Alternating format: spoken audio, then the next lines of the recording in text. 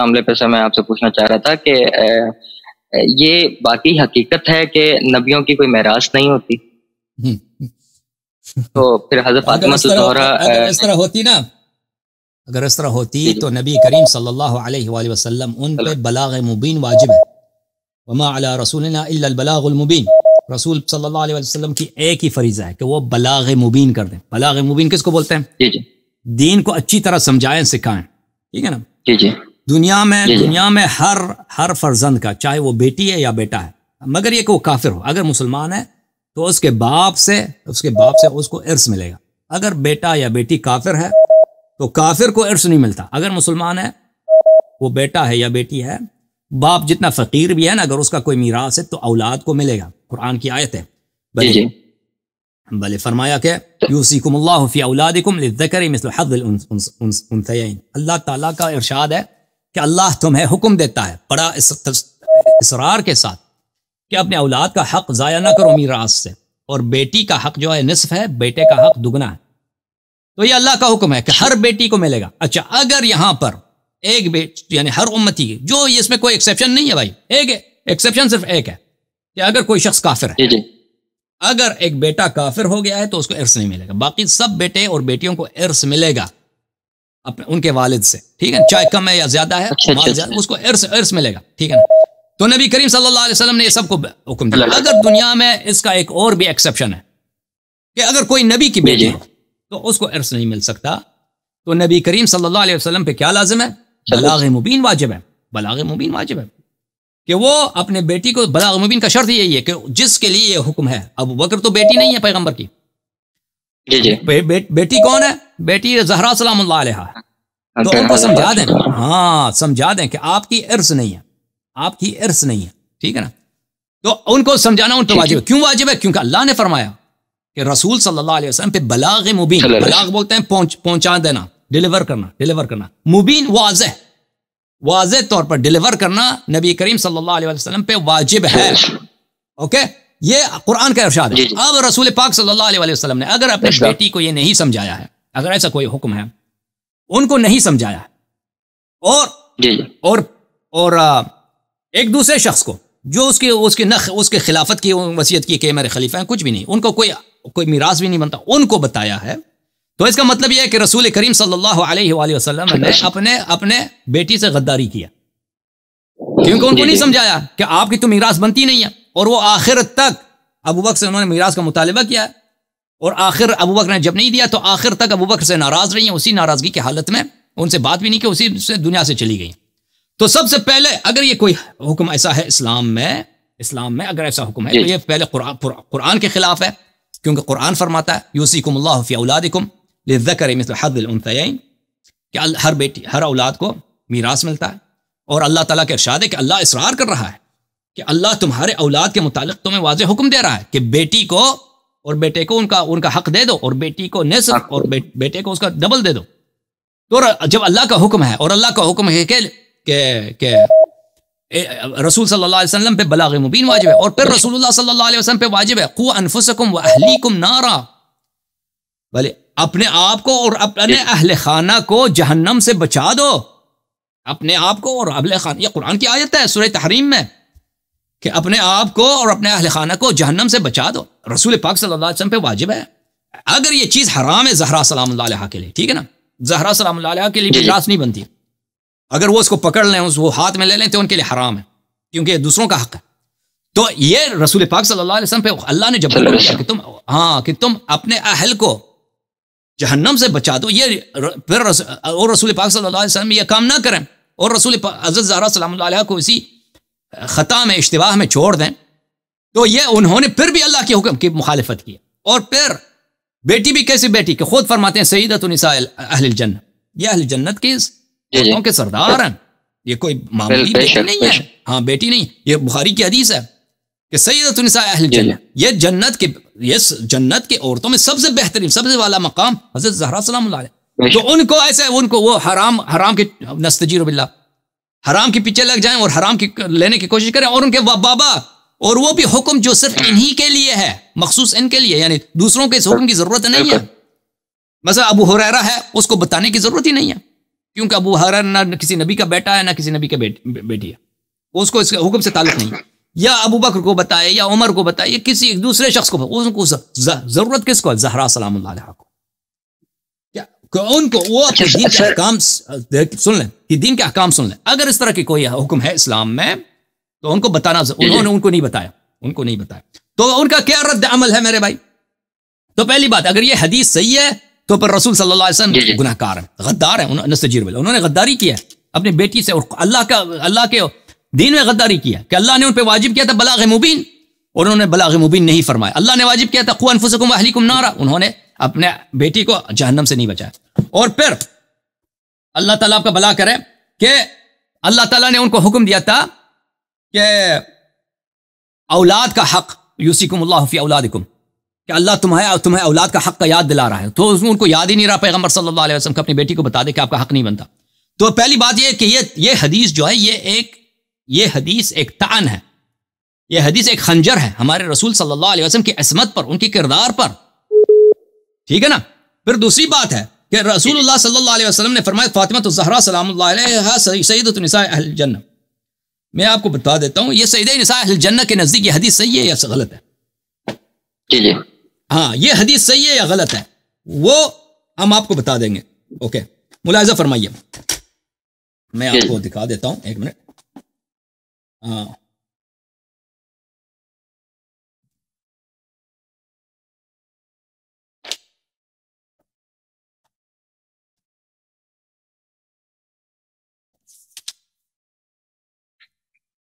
دیکھیں، جی سر، جی آ رہا ہے، ایک منٹ تم انتظار کرو، میں حدیث کھول رہا ہوں، میں ایک دو حدیث آپ کو دکھاؤں گا بخاری سے.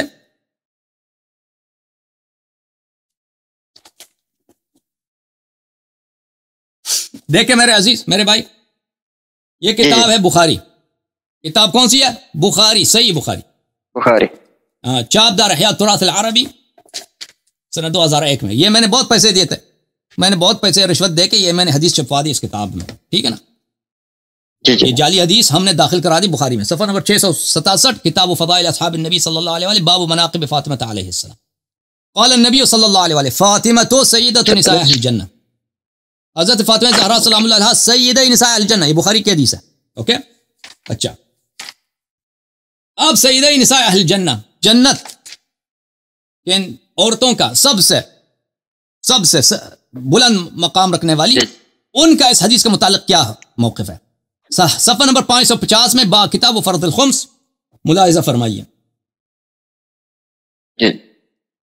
عائشہ خبر روایت کرتی ہیں ان فاطمہ علیہ السلام ابنت رسول اللہ صلی اللہ علیہ وآلہ، رسول صلی اللہ علیہ وسلم کی شہزادی، سألت ابا بکر بعد وفات رسول اللہ صلی اللہ علیہ وآلہ وسلم ان یقسم لها میراثها، انہوں نے ابو بکر سے مطالبہ کیا کہ ان کا میراث، پیغمبر جب کی وفات ہوئی تو میرا میراث مجھے دے دو. ما ترک رسول اللہ صلی اللہ علیہ وآلہ مما افاء اللہ علیہ، رسول پاک صلی اللہ علیہ وسلم کے ما ترک سے، ان کے ترکے سے جو اللہ نے پیغمبر کو دیا تھا، جو دولت اللہ نے دیا تھا، ان سے مجھے میراث دے دو. ابو بکر نے کیا کہا؟ فقال، ابو بکر نے ان کے جواب میں کہا، فقال لها ابو بکر نے کہا ان رسول اللہ صلی اللہ علیہ وآلہ قال لا نورث ما ترکنا صدق. ابو بکر نے کہا کہ رسول پاک صلی اللہ علیہ وسلم نے فرمایا کہ ہماری میراث نہیں ہوتی، جو ہم چھوڑتے ہیں وہ صدقہ ہوتا ہے. فغضبت، فا عربی زبان میں کس کے لیے ہوتا ہے؟ فا تفریع کے لیے ہوتا ہے، یعنی ما قبل ما بعد کا سبب ہے. ابو بکر نے یہ حدیث سنایا ہے، فغضبت، تو زہرا سلام اللہ علیہ نے غضب کیا. اب غضب زہرا سلام اللہ علیہ کو کیا ہوتی ہے بھائی؟ سیدہ نساء الجنہ نے غضب کیا ہے. اگر حدیث حق ہو، دیکھیں ایک با تقوی انسان کبھی رسول پاک صلی اللہ علیہ وسلم کی حدیث پہ وہ اس کو غصہ نہیں آتا. بات آتا ہے بھائی؟ آپ مجھے بتاؤ، با تقوی آدمی کو، با ایمان آدمی کو رسول صلی اللہ علیہ وسلم کی حدیث پہ غصہ آتا ہے؟ مجھے بتاؤ. بتا کیوں نہیں رہے بھائی؟ ٹھیک کہہ رہے ہیں. جی اگر ایک با تقوی جو سیدہ نساء اہل الجنہ ہے، جو جنت کی سردار ہیں، کیا اس کو ہو سکتا ہے کہ اس کو صحیح حدیث پہ غصہ آ جائے؟ وہ واضح بات ہے کہ اگر یہ واضح بات ہے کہ وہ اس حدیث کو جھوٹ سمجھ رہی ہیں. اگر اس حدیث کو سچ سمجھتی تو ان کو کبھی غصہ نہ آتا. پھر ملاحظہ فرمائی، اسی بخاری میں یہ حدیث ملاحظہ فرمائیے، کتاب باب فضل، ملاحظہ فرمائی، حدیث کہاں گئی؟ فضل باب مناقب فاطمہ علیہ السلام، رسول اللہ صلی اللہ علیہ وسلم نے کہا فاطمہ تو بضعۃ منی فمن اغضبها اغضبنی، فاطمہ سلام اللہ علیہ میرے جگر گوشہ ہیں، میرے لخت جگر ہیں، جو ان کو غصہ دلائے مجھے غصہ دلائے۔ تو ابو بکر نے جو ابو بکر نے میرے عزیز ابو بکر نے کہا کہ رسول صلی اللہ علیہ وسلم نے فرمایا لا نورث ما ترکنا صدقہ، ابو بکر نے کہا کہ رسول اللہ صلی اللہ علیہ وسلم نے فرمایا کیا جو ہم میراث چھوڑتے ہیں، ہم میراث نہیں چھوڑتے، ہماری ترکہ صدقہ ہوتا ہے۔ فغضبت فاطمہ، صرف زہرا سلام اللہ علیہ کو غضب نہیں آیا، رسول صلی اللہ علیہ وسلم کو بھی غضب آیا، کیونکہ رسول صلی اللہ علیہ وسلم نے فرمایا کہ ان کی غضب میری غضب ہے۔ اب رسول صلی اللہ علیہ وسلم کو اپنی شریعت پہ غضب نہیں آ سکتا، رسول صلی اللہ علیہ وسلم کی غضب اللہ کی غضب ہے، اللہ اور رسول کی غضب، اللہ اور رسول کی لعنت، اور سیدہ طاہرین سیدہ طاہرہ سلام اللہ علیہ کا غضب اور ان کی لعنت صرف اسی لیے ہو سکتا ہے کہ حدیث جھوٹ ہے، انہوں نے جھوٹی حدیث گڑھی ہے قرآن کے خلاف۔ فحجرت ابا بکر فلم تزل مہاجرت حتی توفیت، خود عائشہ کہتی ہیں کہ پھر وہ ابو بکر سے انہوں نے بات کرنا چھوڑ دیا، اور آخر تک جب تک ان کی وفات ہوئی پھر انہوں نے ابو بکر سے بات نہیں کیا۔ تو ان کی غضب میرے محترم ناظرین واضح طور پہ دلیل ہے کہ ابو بکر نے یہ جھوٹی حدیث گڑھی ہے، افترا کیا۔ یہ اگر سچی حدیث ہوتی تو حضرت سیدنا ایک عام مسلمان ہے، اگر اس کو شریعت پہ قرآن کی کسی آیت پہ غضب ہے، وہ مسلمان ہے کافر ہے؟ مجھے بتاؤ،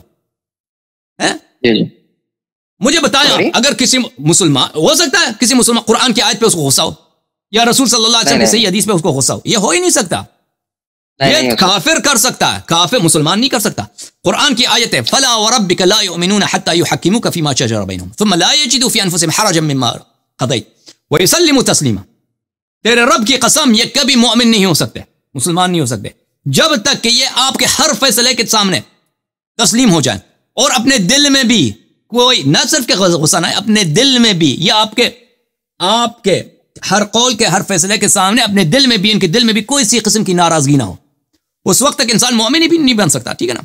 اگر میرے دل میں ناراضگی ہے، یعنی میں غصہ بھی نہ آ جائے نا، میرے دل میں ناراض ہوں کہ پیغمبر نے یہ کام کیوں کیا، قرآن میں یہ آیت ایسا کیوں ہے، یہ غلط، یہ اس طرح نہیں ہونا، یہ مومن ہو ہی نہیں ہے، یہ منافق آدمی، یہ مومن نہیں ہے۔ ہاں جب یہ سمجھ میں آیا تو رسول صلی اللہ علیہ وسلم نے بھی فرمایا سیدۃ نساء اہل الجنہ، جب انہوں نے اس حدیث کو جھوٹا، اس کے حدیث کے جھوٹے ہونے پہ شہادت دیا، شہادت کیا ہے انہوں نے، ان کا غضب، پھر انہوں نے بات کرنا ہی چھوڑ دیا، اس شخص سے بات کرنا ہی چھوڑ دیا، اس شخص سے یہ وہ، اور ان کی غضب جو ہے اللہ کی غضب ہے، رسول صلی اللہ علیہ وسلم کی غضب ہے، تو ان کی غضب جو ہے بی بی کی جو غضب ہے وہ شہادت ہے کہ ابو بکر نے اس حدیث کو گڑا ہے، اور ان کی غضب جو ہے رسول صلی اللہ علیہ وسلم کی شہادت ہے کہ ابو بکر نے اس حدیث کو گڑا ہے، اس کی غضب اس بات کی شہادت ہے کہ اللہ تعالیٰ شہادت دے رہا ہے کہ ابو بکر والی حدیث ما ترکنا صدقہ، یہ حدیث جھوٹی حدیث ہے، گڑی ہوئی حدیث ہے۔ سمجھ میں آئی نا بات آپ کو؟